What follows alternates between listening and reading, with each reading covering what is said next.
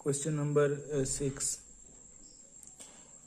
এ comma B set দুটির জন্য A union B তার whole dash union A dash intersection B এর মানটা কত? অপশন এ তে এ ড্যাশ, অপশন বি তে বি ড্যাশ, অপশন সি তে এ এবং অপশন ডি তে হচ্ছে নান অফ দিস। চলো সলিউশনটা দেখা যাক।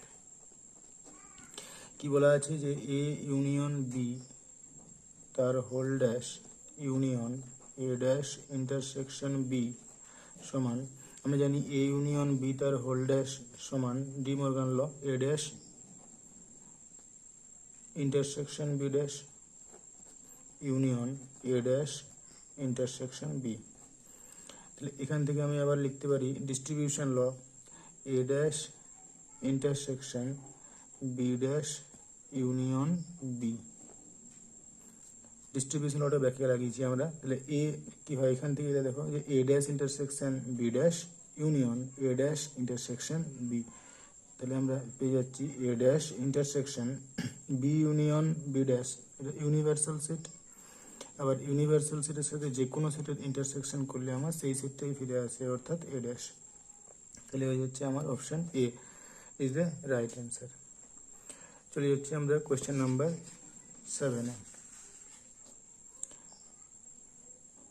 কোয়েশ্চেন নাম্বার 7 কি বলছে, যদি number of element in A equal to 3, number of element in B equal to 6 এবং এ সাবসেট অফ বি হয়, তাহলে এ ইউনিয়ন বি এর পদসংখ্যা কত? তাহলে number of element in A union B অর্থাৎ এ ইউনিয়ন বি এর পদসংখ্যা চেয়েছে। তাহলে আমরা সূত্র কি জানি, number of element in A union B সমান number of element in A plus number of element in B minus number of element in A intersection B. তো কি বলা আছে আমাকে, এ হচ্ছে আমার সাবসেট অফ বি, অর্থাৎ এটা যদি আমাদের বি সেট হয় তাহলে সাপোজ এটা হতে পারে, তাহলে এ সাবসেট অফ বি হলে এ ইন্টারসেকশন বি কত হবে, আমার এ হবে। তাহলে অতএব number of element in A intersection B equal to হয়ে যাচ্ছে number of element in A. তাই number of element in A intersection B equal to number of element in A, আর বাকি যেগুলো আছে লিখে দিলাম number of element in A plus number of element in B. তাই number of element in A আর number of element in A কেটে গেল, থাকলে আমার number of element in B. Number of element of B কত আছে, 6। তাহলে হয়ে যাচ্ছে আমাদের option C is the right answer. চলে যাচ্ছি আমরা পরবর্তী কোয়েশ্চেন নাম্বার 8-এ। কি বলছে, নিচের কোনটি বা কোনগুলি অসীম সেট? পৃথিবীর সব স্কুলের ছাত্রদের সেট, এটা আমাদের কাউন্টেবল সেট, গুণা যাবে, কাউন্টেবল সেট।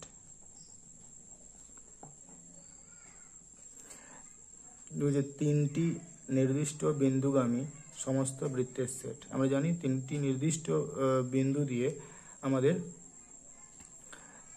একটাই মাত্র সর্বোচ্চ আমার বৃত্ত আঁকা যায়। তিনটি নির্দিষ্ট বিন্দু দিয়ে আমার একটি বৃত্ত আঁকা যায় যদি সেই বিন্দুগুলো কোলিনিয়ার বা সমরেখীয় না হয়। তাহলে আমার এটা হয় ফাই সেট হতে পারে, না হলে সিঙ্গেল টোন সেট হতে পারে, হয় ফাই সেট নাল সেট হতে পারে, না হলে সিঙ্গেল টোন সেট হতে পারে।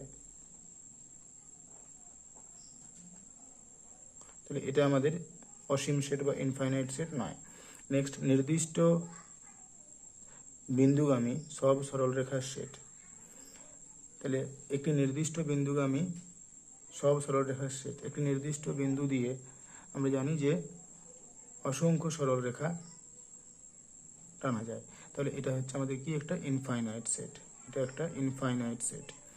একটি সমতলে অবস্থিত সমস্ত সমদ্বিবাহু ত্রিভুজের সেট, একটি সমতলে আমাদের অসংখ্য সমদ্বিবাহু ত্রিভুজ আঁকা যায়, অর্থাৎ এটা হচ্ছে ইনফাইনাইট সেট। তাহলে কি হচ্ছে, কোনগুলি ইনফাইনাইট সেট, 3 এবং 4। তাহলে অপশন সি হচ্ছে আমার কারেক্ট অ্যান্সার।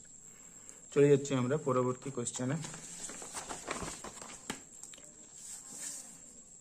কোয়েশ্চেন নাম্বার 9, কি বলা আছে, এফ এক্স যদি এটা হয় তাহলে এর সংজ্ঞার অঞ্চল, সংজ্ঞার অঞ্চল মানে এক্স এর কোনখান থেকে কোনখান পর্যন্ত বিস্তৃত সেটা।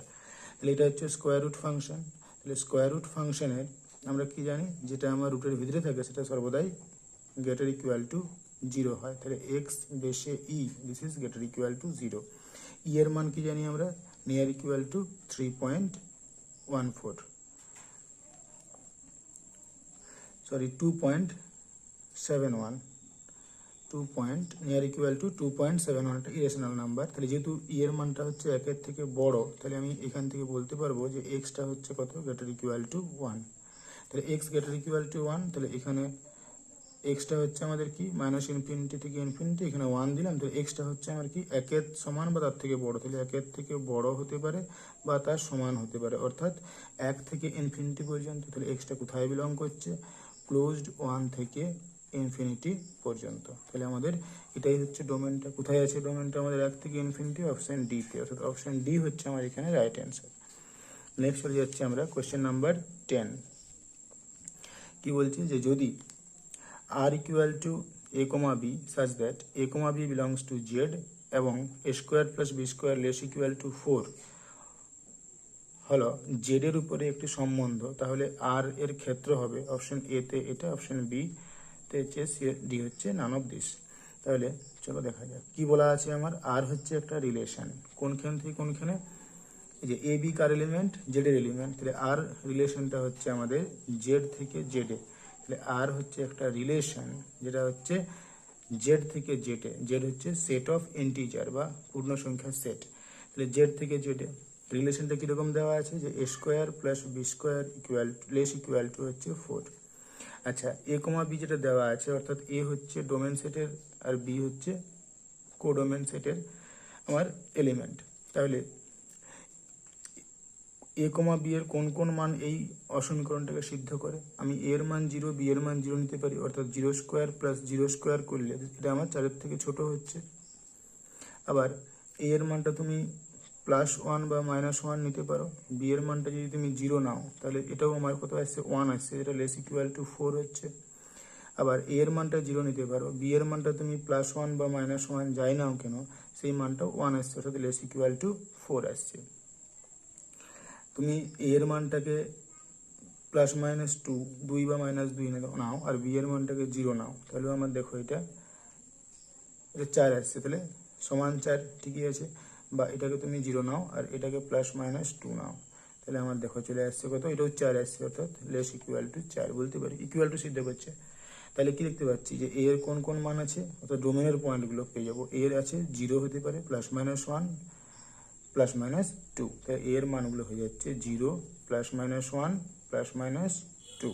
তাহলে এটাই হচ্ছে আমার ডোমেন সেট, অর্থাৎ আর এর ক্ষেত্র যেটা সেটা হচ্ছে কত, 0 +-1 +-2, অর্থাৎ অপশন এ হচ্ছে রাইট। নেক্সট চলে যাচ্ছি আমরা 11 নাম্বার কোশ্চেনে।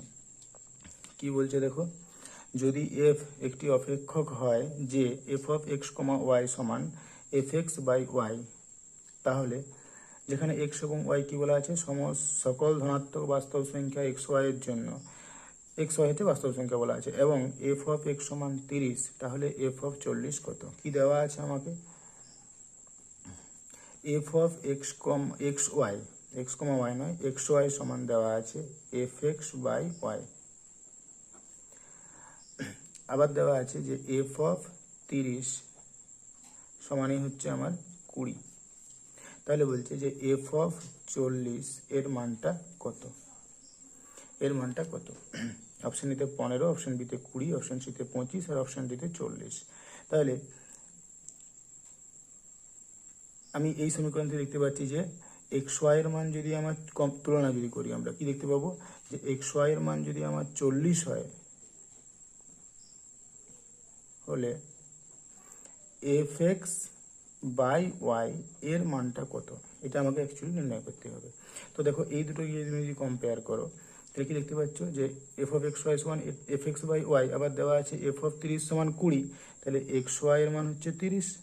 কি বলতে পারছি আমরা, এক্স ওয়াই এর মান আমার 30, এটা হলে fx/y এর মানটা হয় 20, fx/y এর মানটা হয় কত, 20।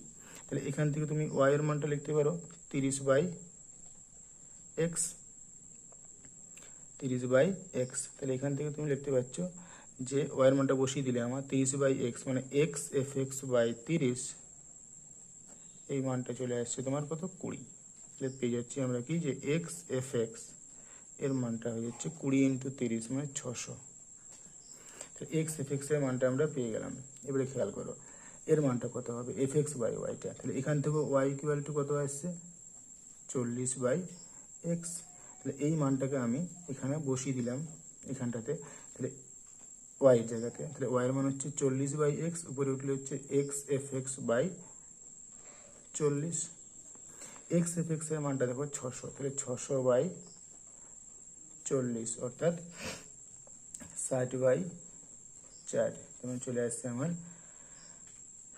4 × 4, 4 × 15 = 60, তাহলে 4 × 15 = 60, অর্থাৎ অপশান এ হচ্ছে আমার রাইট অ্যান্সার। ঠিক আছে, পরের ভিডিওগুলো আরও পরে দিচ্ছি।